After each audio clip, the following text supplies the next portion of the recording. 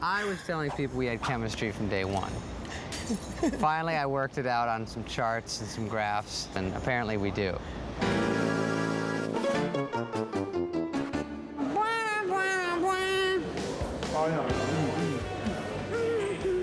We started the first day, we walked over from the hotel together to Saturday Night Live. So we immediately kind of bonded. And he was a great person, so to be a good, sweet person is what I'm pulled into, and he's really funny, and so that's easy to be around. Hi. Look at me, not at him. Dave and Chris had an unbelievable chemistry. What you saw on film was absolutely the way it was, and more, off screen. I have a book I wrote called Acting I'm an idiot. What's my book called?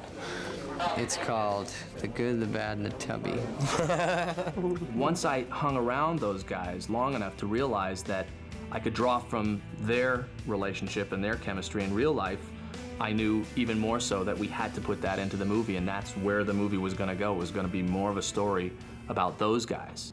Did you hear I finally graduated? Yeah, and just a shade under a decade, too. All right. You know, a lot of people go to college for 7 years. I know. They're called doctors. The first day, I knew we were in trouble because he was so amped up to do a good job. He had 27 cups of cappuccino, and his assistant's name was Yasser. He was like an intern, and he'd go, rolling, Yasser! Line him up! And Chris would take, right before each scene, he would down 3 of these hot, hot cappuccinos. You could just see his blood pressure and everything just start to go, and then he'd be ready and have all his energy for the scene. This has gotta be the one! No, it was always, the only problem was when he'd drink all that coffee, and then he'd call me and he'd go, I didn't sleep good last night. And I go, why not? Well, I had 40 cups of coffee. Now, what did I eat that's keeping me up? I'm like, let's get a chart and try to break down what could be keeping you up. I pump coffee into him, I pump tuna into you. Coffee and tuna. That's what should have been called, Coffee and Tuna. That was our working title. So then it was a matter of who's gonna wake him up after lunch, because he would black out from so much coffee and being tired. And then he would be cranky, and then that was that. More towels. Need sleepy. Housekeeping, you want me to jerk you off? What kind of hotel is this? You know, David and Chris had this really kind of Felix and Oscar relationship. I mean, they really did. They were that. They were the odd couple. And they would have these fights sometimes that were real. And David will kill me, but they would end up basically with Chris like sitting on him. And that would end the fight. That'd be it. Me and the meanie. Holds me down in the trailer, puts his knees on my shoulder. Pounds his face in. They were like an old married couple. You know, they adored each other, they were best friends, and they'd fight. I'm gonna really hurt you on this one. I'm gonna be like, Don't. Oh, my C4 vertebrae. They wouldn't talk to each other. They'd just ignore each other. They'd talk to each other through the director, through Pete. They were really funny. Chris. I'm sorry, I'm just kidding around. Chris goes up to the extras and he whips out his $100 Canadian bills and he goes, is this a lot? I'm not from here. Shut up. Farley could be having like some giant fit over something or other, and Spade could say the one line that sounded like a total insult. Look, we're friends on the movie and not off. But Spade will give him that cutting insult, and Farley will just crack up at what Spade just said and be busted, and everything would go back to normal. Yeah, here's a money shot. You. Did you ever see Son of Flubber? No reason. Bye. But that's how they spoke to each other. And then Chris would just start howling because he didn't take it as an insult. He knew that there was this love and bonding and chemistry there. Hey, does this suit make me look fat? No, no, no. Your face does. Okay. One time, Farley said to me, he goes, it's almost like he's my girlfriend. I'm like jealous. He's hanging out with Rob Lowe. And then I said, well, you know, Rob is pretty, you know.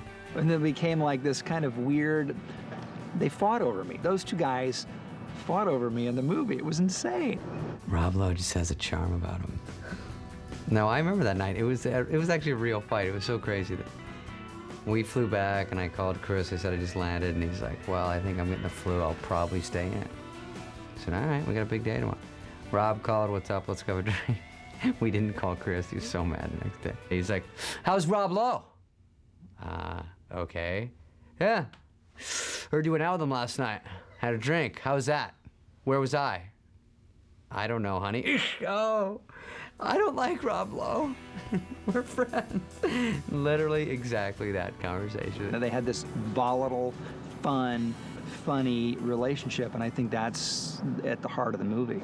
See, Chris isn't funny, ha-ha. He's funny, oh, how sad. That boy needs help. Well, I think the elements that you have there with the Spade-Farley pairing are, first of all, you know, the contrast in physical type, obviously. One big guy, one little guy. I think that kind of worked for me and John Belushi. That kind of worked for Abbott and Costello and Laurel and Hardy. They said Farley's funny and you can ride his coattails, and believe me, there's room. Fatty and skinny, the age-old secret. Chris Farley comes out of Second City. That's more of a disciplined form of training where we're taught to serve the writer, we're taught to give and take with people on stage. There's an element of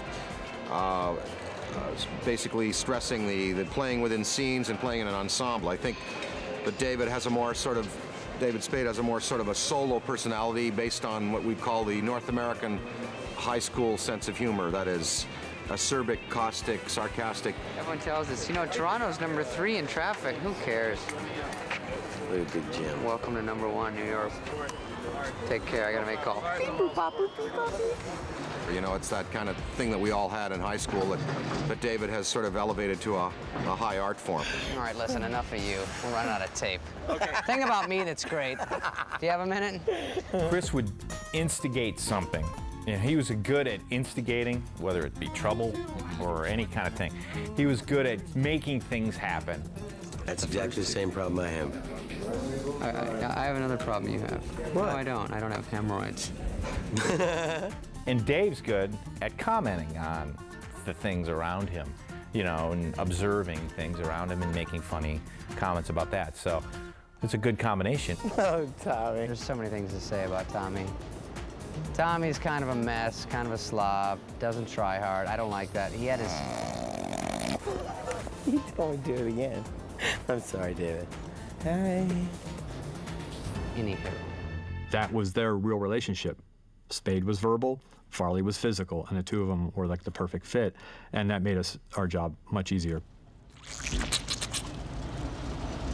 Ugh, I can actually hear you getting fatter. David's hilarious because he's so unbelievably smart. I mean, David never falls short of that. He's always can go on a run, and he'll go on for days without ever sputtering off, where I have like one sentence is doozy, and I got nothing, and I got a fallen table or something. But so I'm more physical, and he's cerebral. But it's easier to be mean for me. You know what I mean? Like, some of my stuff is sarcastic and kind of cutting, so it's just like a defense mechanism from childhood that I still have. But he can riff with any joke, and he can do physical stuff, and there's like a million things he does that no one can. And, you know, get some kid from Saved by the Bell to say mean things, you got me.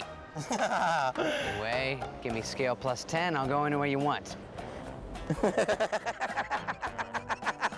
know what that means. He just freeze framed. I just went, roll credits. I'd say in the last 50 years, they were the closest we've gotten, I think, to the potential of a Laurel and Hardy or Abbott and Costello or, you know, those guys back then, because they were a great comedy team. Oh, Richard, I'm so happy. Hold me. Yikes. We all felt left out when we saw those two together because you can't approach how funny they both were together. Nobody can come close.